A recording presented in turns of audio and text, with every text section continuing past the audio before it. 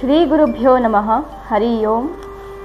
ಶ್ರುತಿಸ್ಮೃತಿಪುರಾಣಾನಾಂ ಆಲಯಂ ಕರುಣಾಲಯಂ ನಮಾಮಿ ಭಗವತ್ಪಾದ ಶಂಕರಂ ಲೋಕಶಂಕರಂ. ಡಿ.ವಿ.ಜಿ. ಅವರ ಕಗ್ಗ. ಸಾಮಾನ್ಯ ರೂಪದಲ್ಲಿ ಸಂಸಾರಿ ವೇಷದಲ್ಲಿ ಸ್ವಾಮಿ ನಿನ್ನೆಡೆಗೆ ಬರಬಹುದು ವರ ನೀಡೆ. ಮೈಮೆ ಕಾಂಬುಡಿ ನಿನಗೆ ಸಂಸ್ಕಾರವಿರಬೇಕು, ತಾಮಸಿಗೆ ವರವೆಲ್ಲಿ ಮಂಕುತಿಮ್ಮ.